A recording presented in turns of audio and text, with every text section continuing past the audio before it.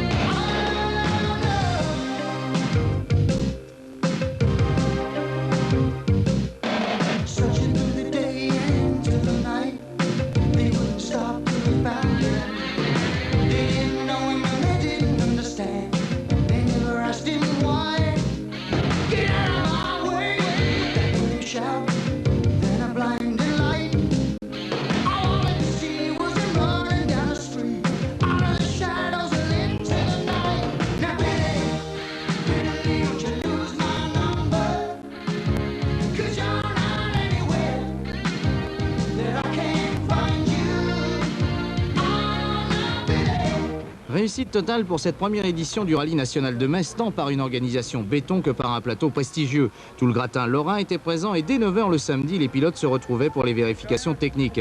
Pour certains dont c'était le premier rallye, l'émotion était à son comble. On concrétise un peu un rêve d'enfant et puis quand on le fait, tout va bien. Et puis bon, on est un peu anxieux les 4-5 jours et puis quand on est là et puis qu'on voit tout le monde, on se met dans le bain et puis on n'y pense pas trop et puis ça va aller tout seul, quoi. Par contre, pour d'autres, c'était la routine, comme pour Denis Jacques, seule femme pilote du rallye qui courait sur une AX Sport, voiture avec laquelle elle court habituellement en championnat du monde. Néanmoins, même à quelques coups de volant de chez elle, elle aussi a le trac. Par rapport à des épreuves de championnat du monde, l'ambiance est la même? Elle est différente dans la mesure où quand on court chez soi, on connaît tout le monde et il y a une ambiance un peu famille qui n'existe plus en championnat du monde. Commence alors le circuit des vérifications où les voitures sont contrôlées et désossées. Un grand moment pour les équipages car le moindre défaut et c'est le retour à la case départ.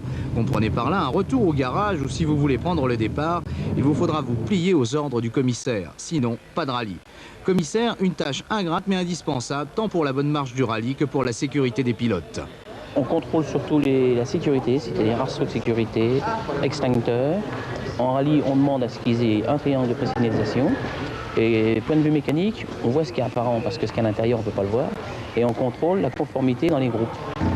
Cette épreuve terminée, c'est les retrouvailles entre pilotes et le moment où l'on discute, compare les autos et aussi où l'on livre ses pronostics, car les hommes se connaissent bien et de Jean Jeune à Krugère en passant par Boss, on apprécie les qualités de chacun. J'espère que je n'aurai pas trop de surprises avec la Sierra Gruppen, avec les deux Sierra Gruppen, notamment celle de Pierre Boss sur les lignes droites, parce que bon, si le temps passe au sec, les vitesses de pointe seront importantes, surtout pour les Sierra Gruppen. Les dés sont jetés pour Krugère, seuls les Sierra Cosworth l'inquiéteront et principalement Pierre Boss. Krugère va bien marcher. Ça va être mon principal client.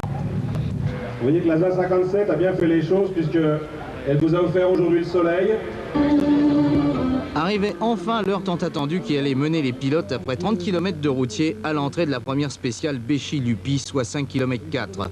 Ils étaient alors 59 à quitter la place d'Armes qui, de mémoire de Messin, avait dû attendre 17 ans pour apprécier ce genre de spectacle. C'est donc sous le signe de la Renaissance que tous les concurrents s'alignaient au départ. À noter, comble de chance, le soleil était de la partie. La bagarre allait pouvoir commencer. Ce prologue s'annonçait bien, mais surtout démontrait un tracé rapide semé d'embûches où le freinage et le choix des pneus allaient se montrer capital. Philippe Kruger, parti le premier sur sa BM M3, plaçait d'entrée la barre très haut, 2,46 pour 5 km 4. Belle performance compte tenu que cette première spéciale comportait de nombreuses difficultés, dont ce virage en épingle à Tincray. Se succédait ensuite Periola qui signait le 6e temps sur sa 325i.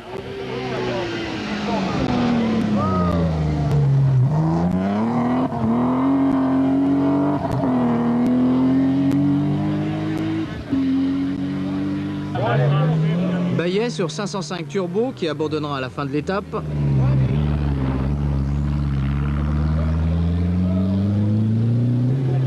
Suivi de Mouchat sur sa Renault 11.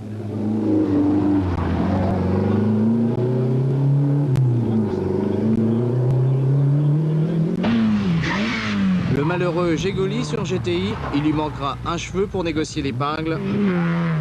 Haute sur sa GSI qui montre énormément d'adresse.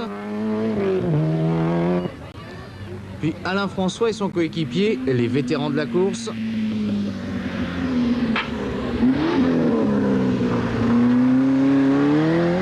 Pas mal pour ces papis qui feront mieux que de la résistance.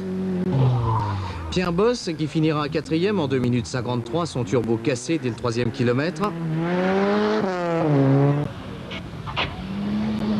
Gérard Georgen, malheureux lui aussi qui poussera sa voiture pendant 200 mètres, la cause du ride de turbo arraché, ce qui le pénalisera de 6 minutes à l'arrivée.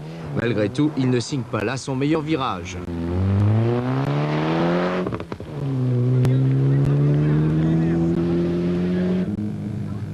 Kruger finit premier au scratch dans cette première spéciale difficile qui mettait les pendules à l'heure et permettait aux pilotes de tester leur machine.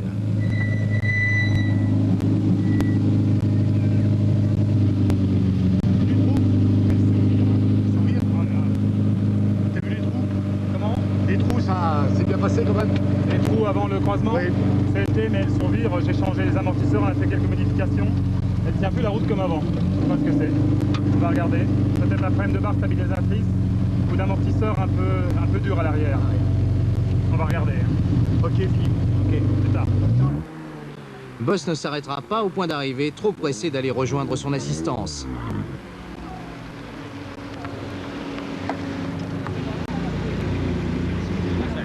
Conclusion? Non, on a perdu 1 minute sur le temps de la spéciale. Le moteur coupe et impossible, on l'a poussé. On a fait les 200 dernières mètres en la poussant. Pas de problème pour demain? Bah non, on va réparer là, c'est pas... Voilà, tout à l'heure. Classement final, premier Kruger, deuxième Briche, troisième Grosbeau, quatrième Bosse. Enfin, vers 17 h, tout le monde rentrait à la maison. Dès le lendemain, 8 h 30, les 57 rescapés entamaient la deuxième journée qui devait se montrer riche en événements. Même si pour les 5 premiers, cela ne devait pas changer grand-chose. 2 spéciales, une de 15 km et la seconde de 23. Ce 3 fois chacune, tel était le menu pour les pilotes, avec toujours le même tracé rapide ou à Le Moncourt, après un véritable boulevard, où les voitures arrivaient à plus de 240 km/h, une bosse, puis une épingle. C'est là qu'allait se jouer la différence.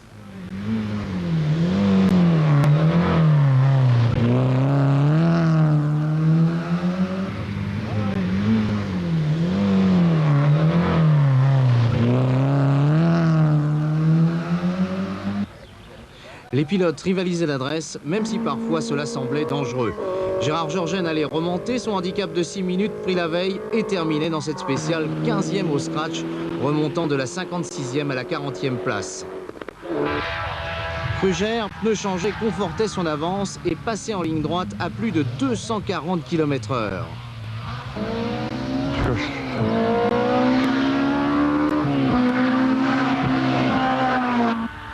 Briche, habile et rapide, grignotait les secondes et assurait sa deuxième place devant Bosse, qui courait, rappelons-le, sur une Groupen.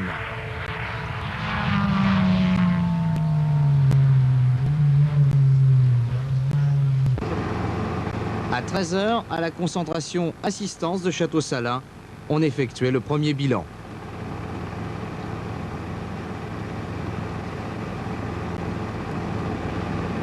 Cet après-midi, on attend la pluie. Qu'est-ce que vous en pensez? Ça va être beaucoup plus dur, il va falloir lever le pied. Déjà maintenant, tous les changements de direction et beaucoup d'endroits sont très dangereux, plein de boue. Donc les freinages à assurer, par exemple, il y a un freinage à plus de 200 sur une bosse, bon, il va falloir passer moins vite. Là, ça va mieux qu'hier. On a trouvé le défaut de la panne. C'était des pneus qui étaient morts.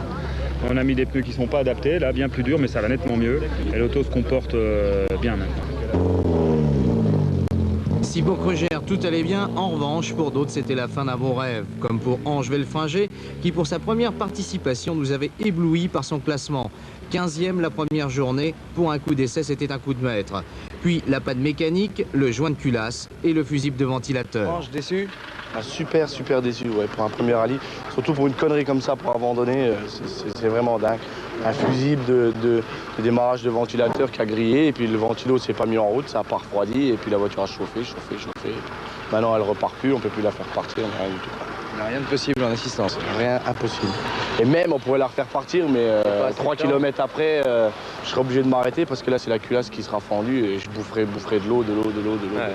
Et compte tenu de vos résultats jusque maintenant, est-ce qu'on peut espérer vous revoir sur les circuits lorrains? Ah ouais, sûrement, ouais. Sûrement, avec des grandes chances. Ouais. Du côté de chez Cap, on jubilait. Gérard Georgen était encore remonté dans le classement et après contrôle arrivait à la 30e place. Justice était rendue au pilote de talent qu'est Gérard qui, rappelons-le, au début de cette deuxième journée, partait en 56e position. Chapeau. Pour l'organisation, l'heure était à la détente et surtout aux commentaires. Alors, Krugère, Briche, Boss ou Boss, Krugère, Briche? De toute manière, les favoris du tiercé étaient là.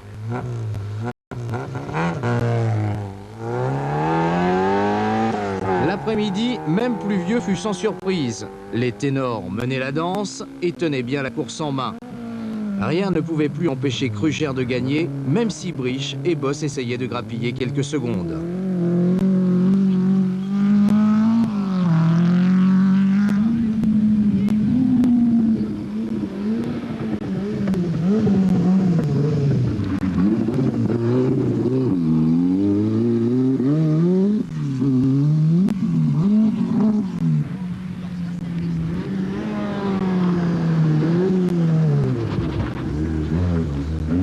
Derrière, la lutte continuait et donnait à ce rallye une allure de grande épreuve.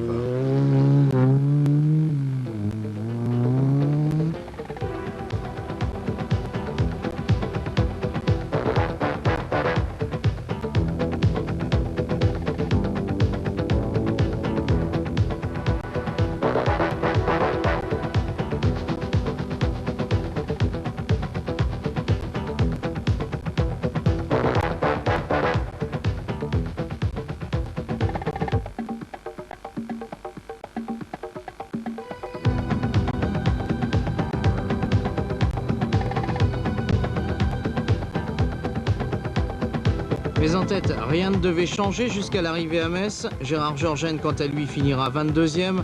Classement final, premier Krugère, deuxième Briche, troisième Boss. Non, ça a été relativement cool ce rallye. Je regrette d'être troisième, mais bon, j'ai gagné le groupe N, une groupe N. Normalement, c'est derrière des groupes A, donc je suis quand même satisfait. Krugère était imbattable aujourd'hui. Et je suis content qu'on ait fait deuxième derrière Krugère et devant Pierre Boss. Je suis content, mais vous savez, quand tout se passe bien, on n'a pas grand-chose à dire. Quels ont été les moments difficiles? Le prologue, où on a monté des pneus qui étaient hors d'usage. Et j'ai insisté dans la première épreuve où j'ai gardé ces pneus-là. C'était les moments difficiles, ça, mais sinon, il n'y a pas vraiment eu de moments difficiles. Ça fait 2 mois que j'avais pas roulé. Là, je commençais à avoir envie vraiment d'attaquer et puis c'est fini, c'est dommage. Et à propos d'épreuve, alors, tu trouves comment ce rallye Metz? Bien fait. Vraiment, moi je suis content que ce soit un peu la renaissance du rallye dans la région parce que là, c'était le désert pendant des années. Et puis là, bon, la 57 a bien fait les choses. Aucune faille dans l'organisation, pas de problème. La seule chose, c'est qu'il y a eu beaucoup de sorties de route, donc on a pris du retard. Nous qui étions déjà derrière, c'était un peu dur à vivre, mais enfin bon, c'est bien passé. Bref, une magnifique épreuve comme on aimerait en voir plus souvent.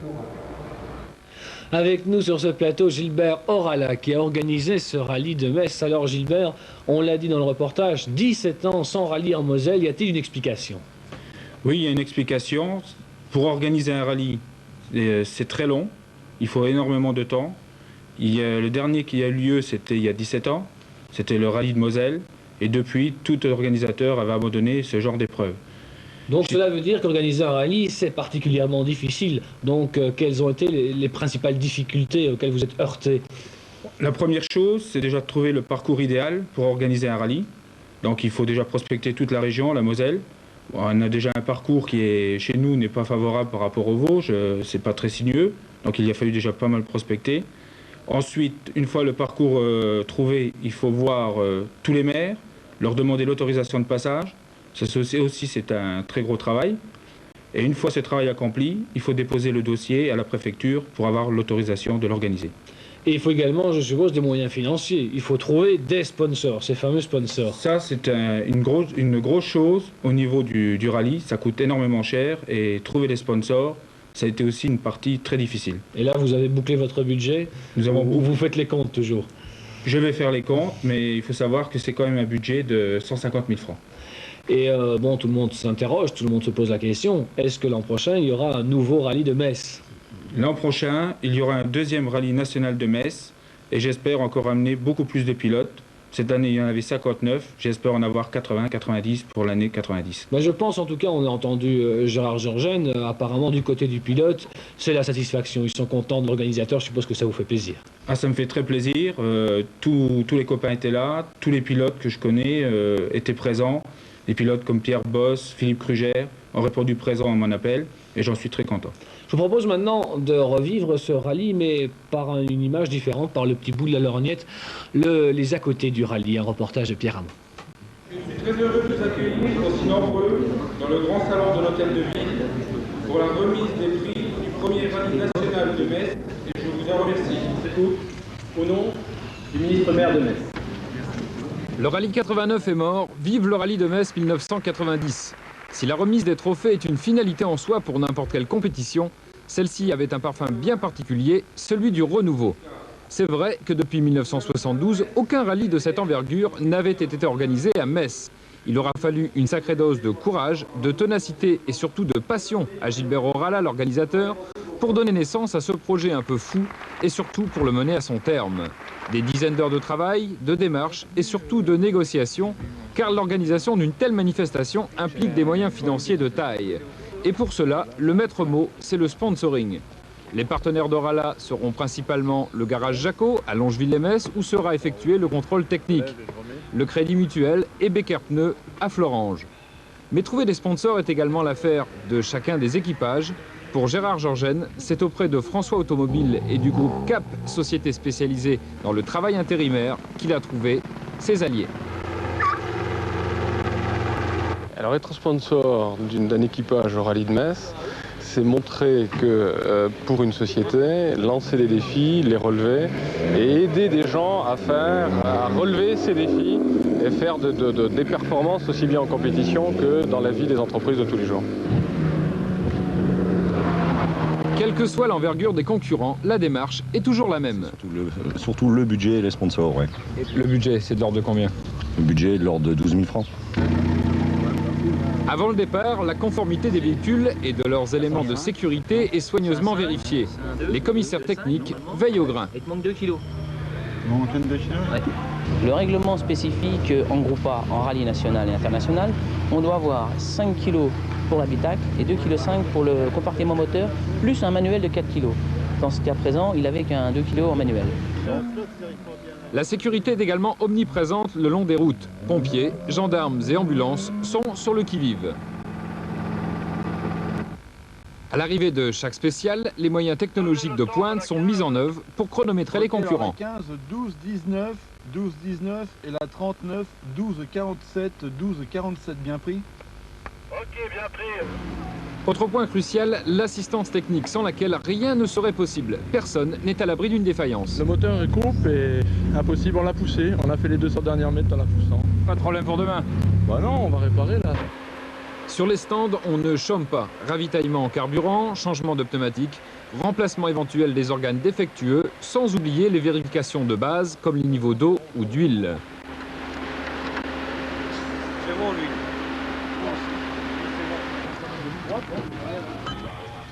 C'est une véritable course contre la montre à laquelle se livrent les mécanos. Pour certains concurrents, une armada de spécialistes ne peuvent cependant plus rien faire. joint de culasse claquée, il faut se résoudre à l'abandon. C'est la dure loi de la compétition automobile. Pour d'autres, les dégâts sont encore davantage irrémédiables. Après une sortie de route, 7AX repartira sur la dépanneuse. Quant à la R11 du groupe A de Mouchot, sa carrière pourtant prometteuse s'est arrêtée dans un champ après quelques voltiges pour le moins spectaculaires. Et combien de tonneaux? 7. Quel effet ça fait? Ça fait drôle. C'est long, très long. Et qu'est-ce qu'on ressent quand on est devant ce qui reste de la voiture? Ça met les boules. Le rallye était pour d'autres une aventure dont leur but était avant tout le fun. Alain François et Francis Lambert, les deux plus anciens de cette course, n'espéraient rien d'autre que d'être présents à l'arrivée Place d'Armes. Mission d'ailleurs accomplie.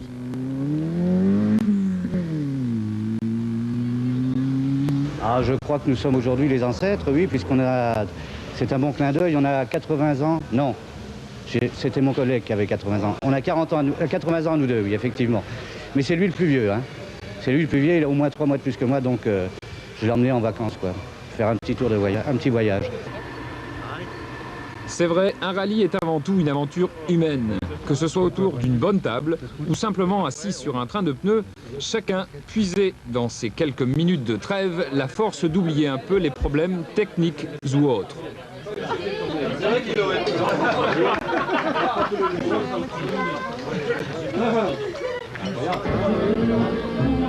Enfin, pour les spectateurs, qu'ils soient rassemblés le long des spéciales ou encore Place d'Armes à Metz, c'était aussi l'occasion de prendre un peu le soleil et de participer à la fête. C'est après tout ce que nous attendions tous et nous avons été servis. C'est au doyen des rallymen, Alain François, que nous avons laissé le mot de la fin.